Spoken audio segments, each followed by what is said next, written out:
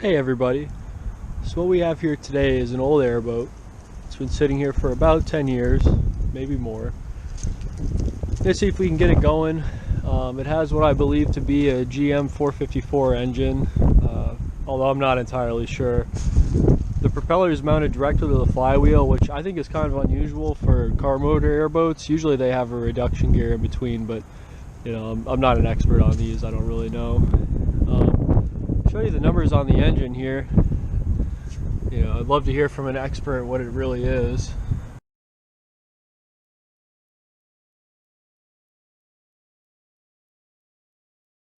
It's got CDI ignition and Holley 4-barrel carburetor. So I've already kind of looked it over a little bit. Initially it was locked up, but I was able to get it freed just by pulling on the fan. It's still pretty tight though, so we're gonna have to address that. I checked the coolant level. You're gonna have to take my word for it. That's the overflow way up there. Amazingly, it's still full of antifreeze, so that's good. All right, let's see what we can do.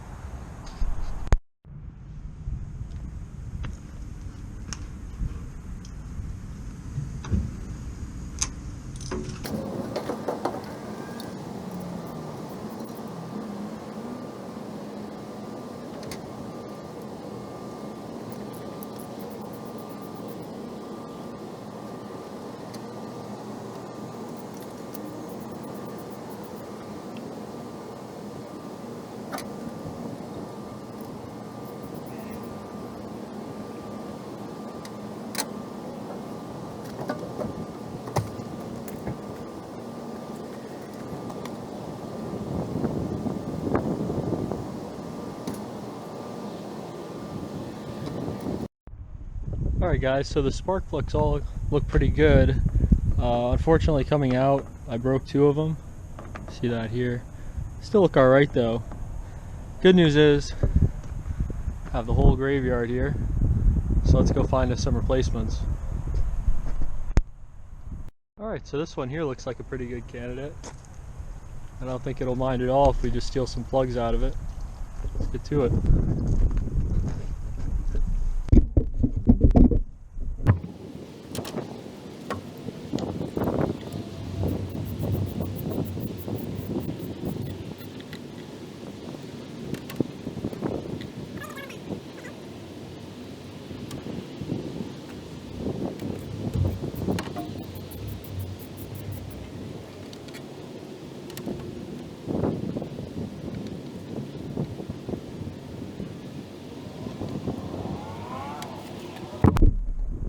Well guys, you know you got trouble when you pull the spark plug out of the hole and water starts pouring out. I'll take these 2 plugs here, get them cleaned up, and probably look for a better replacement, but for now we'll clean them up and see if they work. Okay guys, so I scrounged up a couple better looking plugs from somewhere else in the graveyard, but I wanted to show you this. This is what I believe to be a 350 Chevy, and you might see this on another Will It Start video in the future, but this is what I'd consider to be more of a normal, you know, setup for car engine airboat. So you have the engine there, but you see in between the engine and the propeller is a reduction gear. This is what I've always seen on car airboat engines, and I'm sure the experts will chime in and tell me how it really is, but aircraft engines turn at a lot lower speed than a car engine, so they don't need the reduction gear. But you know, to get a car engine in its power band, that would be spinning a propeller too fast, 1-to-1, so they put a reduction gear in. You know, I'd love to hear it from an expert, but I just wanted to show that to you guys. So I checked the dipstick, and it looks like there's been some water intrusion in the oil. I wouldn't doubt it for how long it's been sitting here, so I'm gonna go up there, drain it into this morning's coffee cup, and then I'll bring you guys in for a look.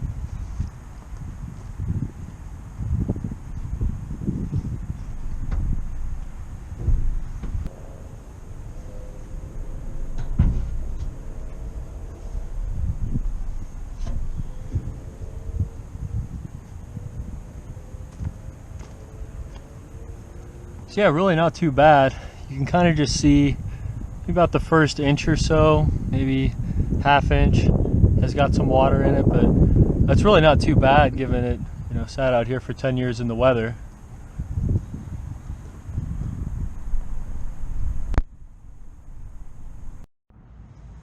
Okay, so what we're gonna do now, I got 3 old batteries in and the 2 old ones out.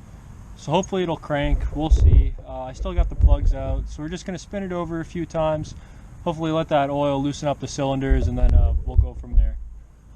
See what happens.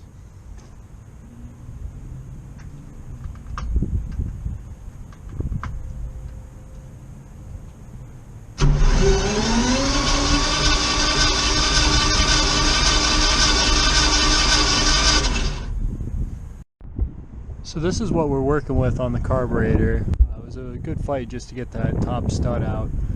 The throttle linkage is completely seized. It's not moving at all.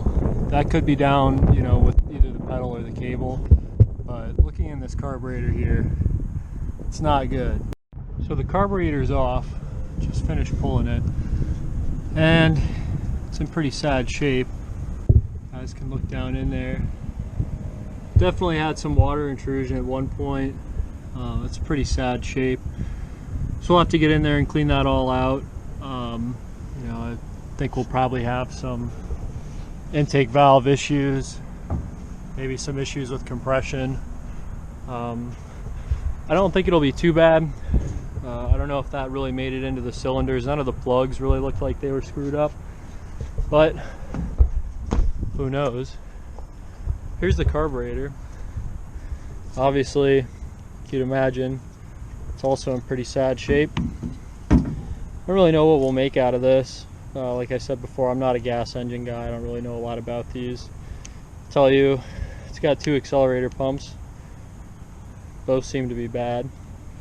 But anyhow, I'll start taking this apart and see if maybe we can just get it good enough to run the engine. Hey guys, so I want to show you what we've done since the last time we talked. So carburetor is partially disassembled here. You can see both the accelerator pumps are bad. You know, no surprise there. Is what it is. It's able to keep this gasket intact. I will be taking off probably this float here. I'm sure the needle valve is stuck, so we'll address that. So where did we leave off? The butterfly, the smaller butterflies, I guess that's low speed, were seized up. I took this one off. I got it beat down flat, or at least somewhat flat. Hopefully it'll be good enough. It was seized up right in this area here, and that was a hard, long battle. Hours of beating on it, back and forth, spraying it, you name it. But it's finally starting to come loose, so we are getting somewhere with that. The carburetor is junk. I mean, pretty sure we already knew that. What I want to do is just get it so hopefully we'll get a few pops out of the engine and then go from there. Okay, so it's the next day. Worked on it a little bit last night, and then we ran into some problems. I'll put the clip of that when I found it, but what it is this is the CDI ignition box right here, and it was full of water. So pop the back cover off, show it to you guys. I let it drain out overnight, but this is what we're dealing with here. I'm gonna say it's pretty well hooped. I don't think there's any way that's gonna work, and obviously without this there's no spark, no ignition. But you know, I've let it drain out, dry out overnight. We're gonna plug it back in and just try it out, see what happens. Don't hold your breath though.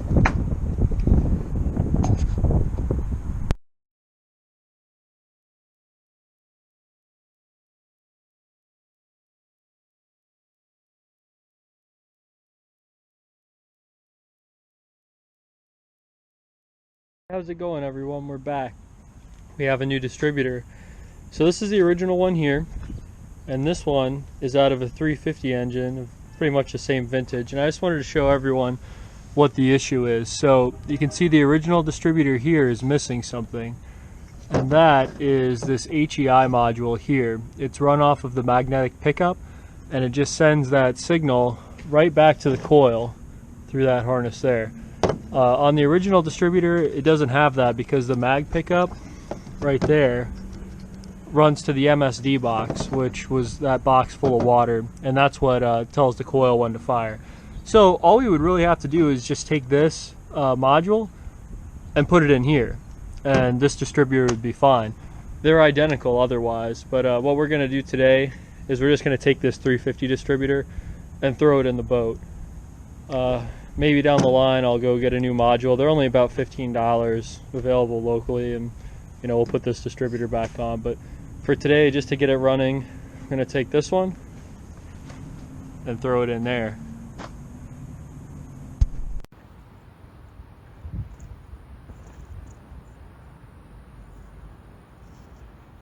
Okay, so what I'm going to do now is we're just going to pour some oil down in the distributor hole. As you guys saw, it was pretty nasty in there, so pour some of this, hopefully help keep it lubricated. And this is the ground, you can use that. These two wires went to the MSD, so we're going to have to bypass this one just to get 12 volts up to the distributor. And we just won't have a tack output, but that's okay.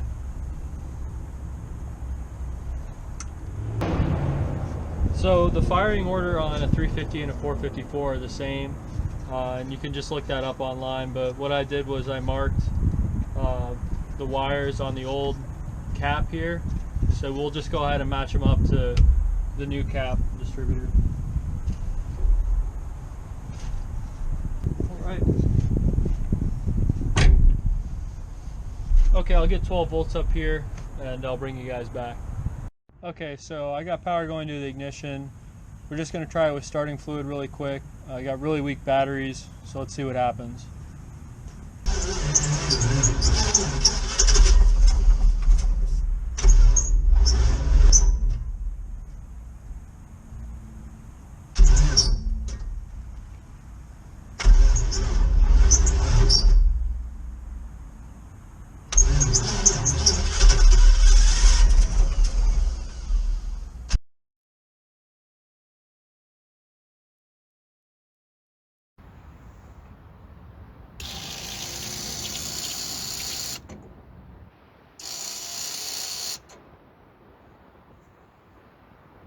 Okay, we should have everything.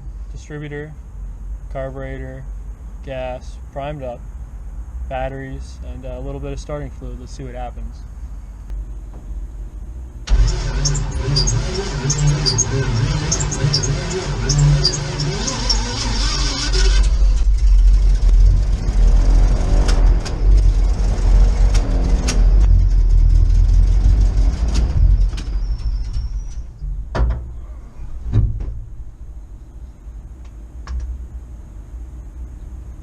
Not too bad.